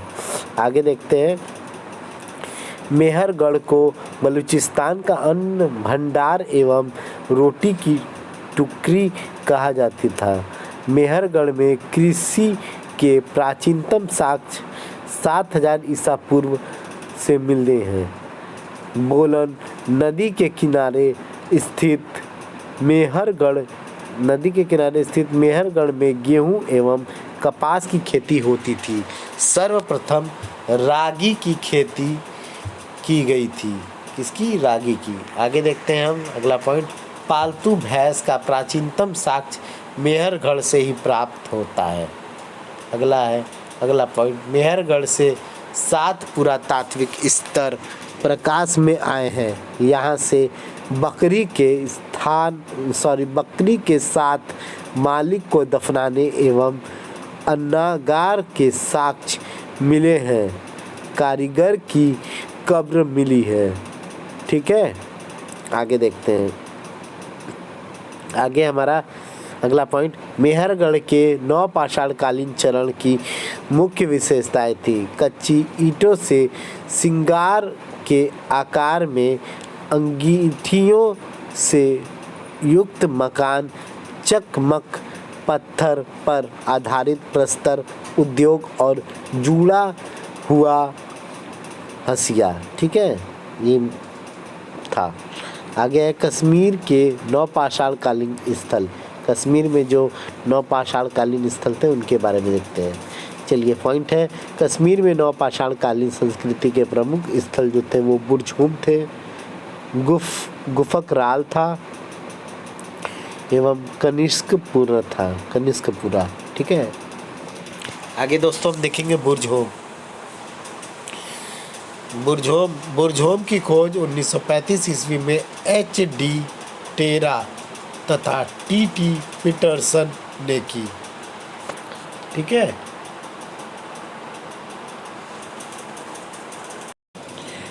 T.T. पीटरसन ने की। बुरझूम का अर्थ होता है, आगे देखते हैं बुरझूम का क्या अर्थ होता है, थोड़ा सा छोटा कर लें। बुरझूम का अर्थ होता है, क्या है,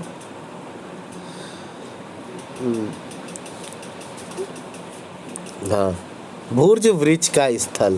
बुरझूम का क्या अर्थ होता है? भुर्ज वृक्ष का स्थल, जिसे हम प्लेस ऑफ बिर्च ट्री भी कहते हैं। ठीक है, अगला पॉइंट है बुरझूम के लोग खुरदरे धूसर मृद भांड का उपयोग करते थे। अगला पॉइंट, बुरझूम में कब्र में पालतू कुत्तों और भेड़ियों को मालिक के शव के साथ दफनाया जाता था।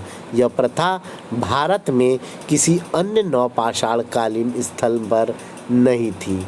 अगला पॉइंट, छिद्र युक्त हार्वेस्टर तथा एक घड़े पर सिंग वाले देवता का चित्र बुरझूम से मिला है। ठीक है, अगला पॉइंट है ओवल डबल नोटेज्ड। ठीक है, हार्वेस्टर्स, ओवल डबल नोटेज्ड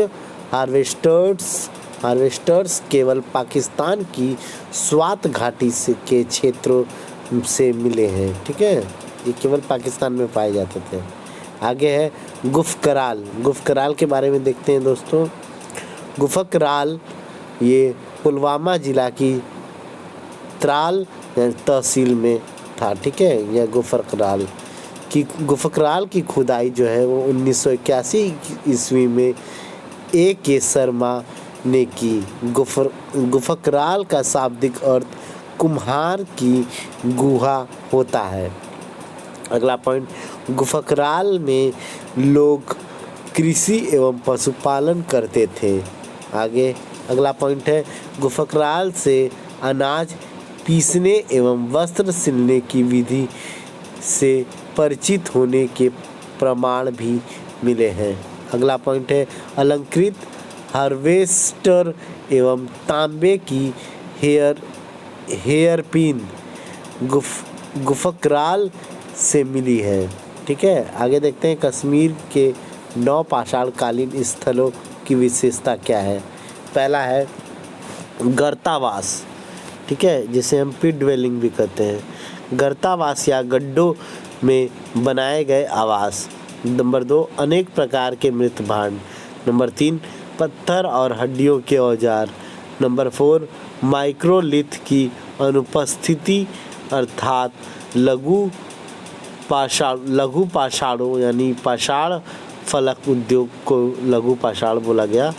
लघु पाषाणों का पूर्णतः अभाव। अगला पॉइंट है गोमल नदी घाटी में गुमला से विशाल। अगला पॉइंट जो था गोमल नदी घाटी में गुमला से विशाल सामुदायिक चूल्हे मिले हैं। ठीक है, आगे है उत्तर प्रदेश एवं बिहार के नौपाषाणकालीन स्थल क्या क्या है।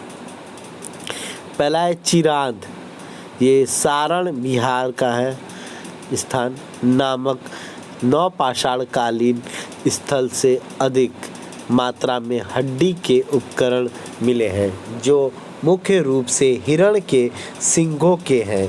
चिरांद से पत्थर के उपकरण भी मिले हैं। ठीक है, अगला पॉइंट है चिरांद गंगा, सोन, गंडक और घाघरा नदी के संगम पर स्थित है। अगला पॉइंट इलाहाबाद स्थित कोल्डिहवा महगड़ा या महागरा तथा पंचोह पंचो अन्य महत्वपूर्ण नवपाषाणकालीन स्थल हैं।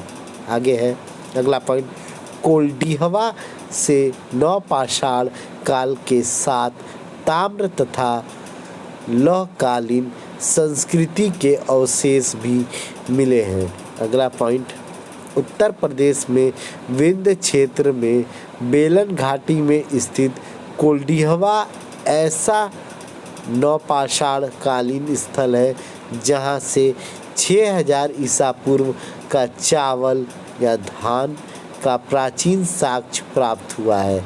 उत्तर प्रदेश में बेलन घाटी में ही स्थित महगढ़ा से भी चावल की खेती के प्रमाण मिलते हैं। ठीक है दोस्तों, आगे बढ़ते हैं। आगे है हमारा इसी में ये, हाँ अब ठीक है। अगला पॉइंट है हमारा, उत्तर प्रदेश के लुहरा देव यानी संत कबीर नगर जिला से लगभग 9000 से 8000 ईसा पूर्व का चावल की खेती का साक्ष्य नवीनतम खोज में मिला है, जिसे भारत में खेती का प्राचीनतम साक्ष्य माना गया है। जबकि मेहरगढ़ से प्राप्त खेती के साक्ष्य 7000 ईसा पूर्व के हैं। ठीक है, अगला पॉइंट है, कोल्डिहवा और महागरा से वृत्ताकार झोपड़ियों के कई स्तर प्राप्त हुए हैं। यहाँ से डोरी या टोकरी की छाप वाले हाथ से बने अनगढ़ मृदभांड प्राप्त हुए हैं। अगला पॉइंट, महगंडा से मवेशी के खुरों एवं घुंटों के निशानों से युक्त पशु बाड़ा एवं गौशाला का साक्ष्य प्राप्त हुआ है। ठीक है, अगला पॉइंट है, बेलन घाटी जो कि इलाहाबाद उत्तर प्रदेश के पास था। बेलन घाटी के कोल्डिहवा, चौपानी, मांडो और महगढ़ा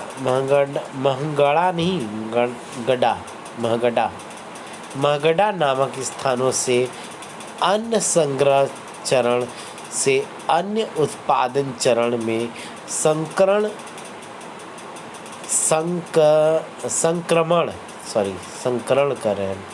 उत्पादन चरण में संक्रमण यानी turning into food producer from food gatherer के संकेत मिले हैं। कोल्डिहवा से रस्सी छाप, डोरी छाप, मृदभांड मिले हैं। ठीक है, अगला पॉइंट है, चौपानी मांडो से मृत भांडों के उपयोग का सबसे पुरातन साक्ष्य प्राप्त हुआ है। आगे देखते हैं, दक्षिण भारत के महत्वपूर्ण नवपाषाण कालीन स्थल। पहला है कर्नाटक में मास्की, निकलिहल, ब्रह्मगिरी, संगनकल्लू, हल्लूर, कोडैकल, टी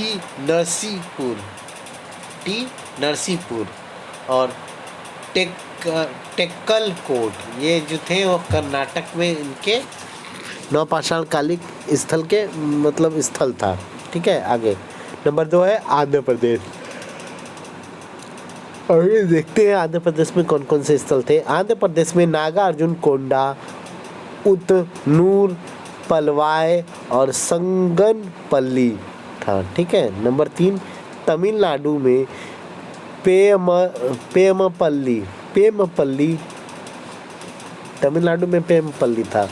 अगला पॉइंट है, दक्षिण भारत में सर्वप्रथम नवपाषाण कालीन साक्ष्य हुआ है वो संगनकल्लू और नागार्जुन कोंडा में मिले हैं। ठीक है, अगला है, दक्षिण भारत में नवपाषाण काल का मुख्य स्थान बेल्लारी है, जिसकी खोज विलियम फ्लेचर ने 1872 ईस्वी में की।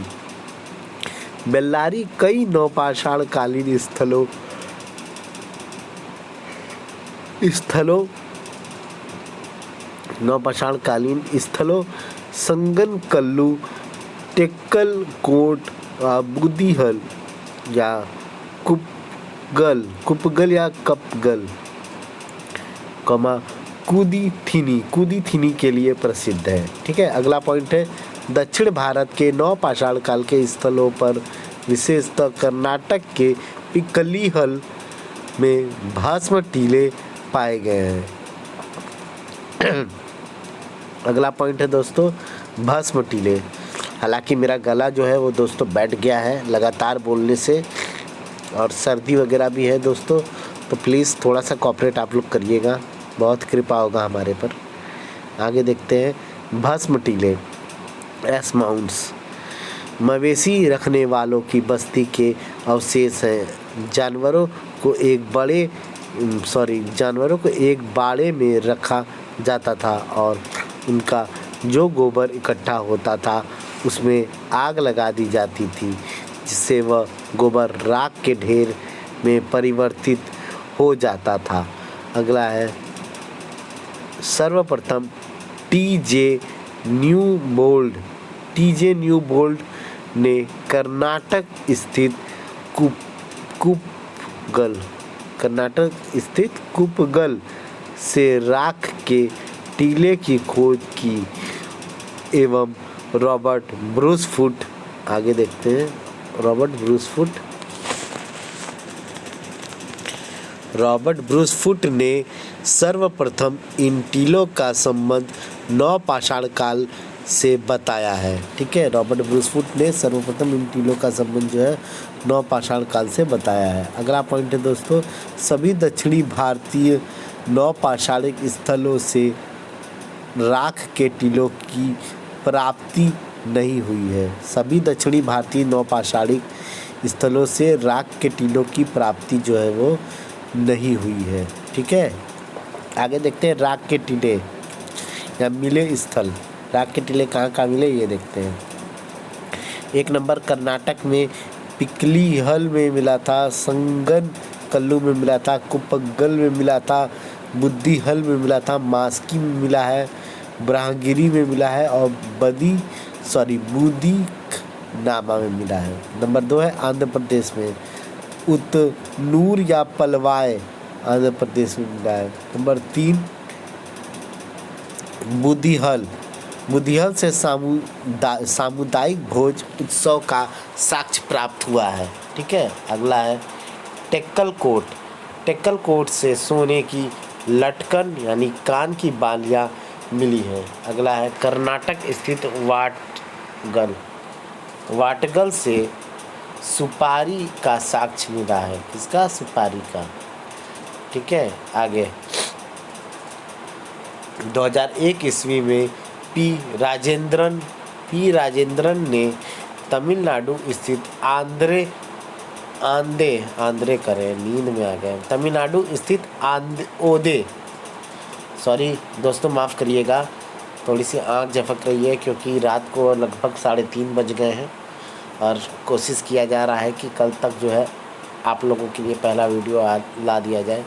तो प्लीज़ मेरे इस परिश्रम को थोड़ा सा सहयोग दीजिएगा और कोशिश करेंगे कि अब इसे यहीं पे समाप्त करें।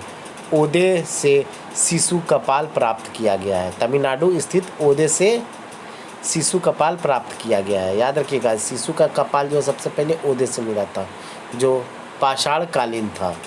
ठीक है, आगे है तमिलनाडु स्थित आदिचनल्लूर में ऐसी बहुत सी कब्रें मिली हैं जिसमें शवों की हड्डियां पात्रों में रख कर दबाई गई हैं।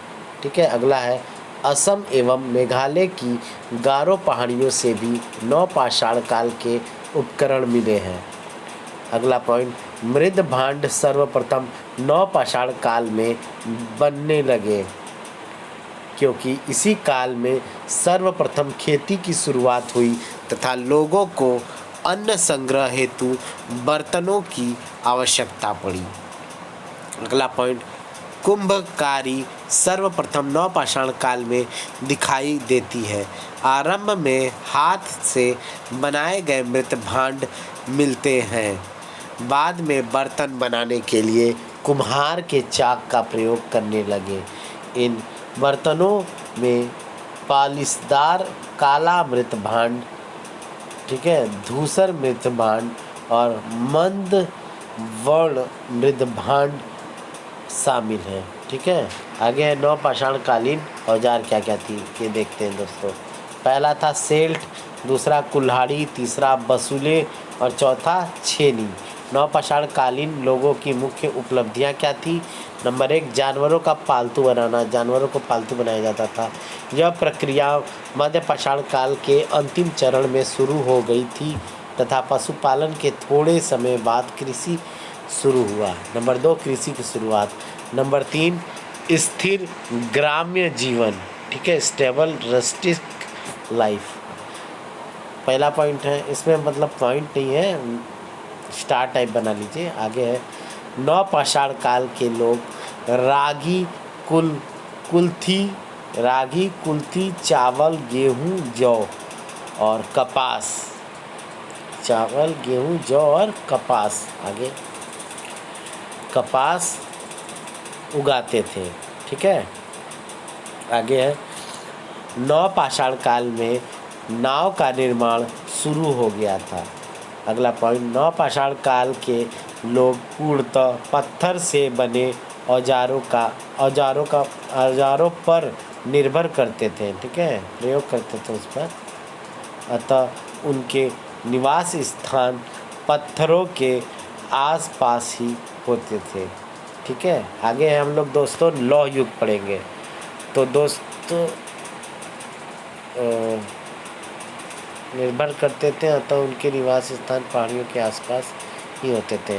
ठीक है दोस्तों, अगला जो है हम लोग, ये वीडियो बहुत लंबा हो जाएगा इसलिए वीडियो को यहीं पे एंड करते हैं। प्लीज़ वीडियो को लाइक कर दीजिएगा, चैनल को सब्सक्राइब कर दीजिएगा, बेल आइकन प्रेस ज़रूर कर दीजिएगा और कोई भी शेयर करना नहीं भूलिएगा। ठीक है दोस्तों, तो थैंक यू फॉर वॉचिंग दोस्तों, मिलते हैं नेक्स्ट वीडियो में। Thank you so much. Next video में हम लोग लौह युग से पढ़ेंगे। बाय बाय दोस्तों, टेक केयर, गुड नाइट।